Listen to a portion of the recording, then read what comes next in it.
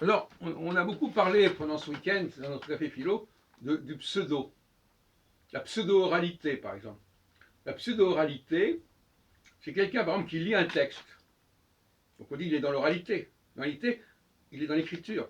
Il parle d'un texte écrit. Donc c'est une fausse oralité. Euh, il y a comme ça des pseudos. Par exemple, la Bible aujourd'hui, telle que je la vois, elle crée. C'est un subterfuge. C'est n'importe quoi la Bible. Le Pentateuque.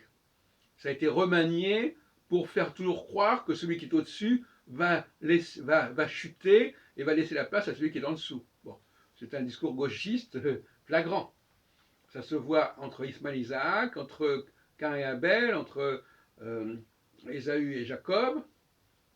Et la question est de savoir où on en est. Parce que si le vrai discours biblique, c'était justement l'aîné, l'aînesse, donc le pseudo-discours biblique, c'est le puîné.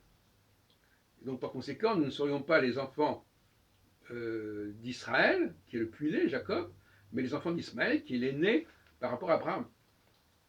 Jusqu'à preuve du contraire, c'est Abraham, le premier fils d'Abraham, c'est Ismaël. Ça n'a rien à voir avec les Arabes. Et j'en ai parlé l'autre jour. Alors je leur demandais, mais alors Ismaël, ça vous fait penser à quoi? Alors je dis, vous connaissez la. Pourtant, il y avait des juifs ou des prétendus juifs ou des pseudo-juifs dans la Réunion. Je leur dis, mais alors vous. Et ils ne savaient pas que c'était le schéma Israël. Je leur demandais, le schéma Israël, c'est-à-dire quoi? Alors, vaguement, oui, alors écoute Israël, oui, mais enfin, ils ne savaient pas très bien. Et même en arabe, il y en a qui connaissaient l'arabe, ils savaient qu'on disait Isma en arabe, mais ils n'avaient pas fait le rapprochement entre Ismaël et Isma. Bon, enfin bref, pour vous donner l'impression, montrer que les cafés philo que nous avons, ça met en contact des gens de niveau de connaissances extrêmement divers.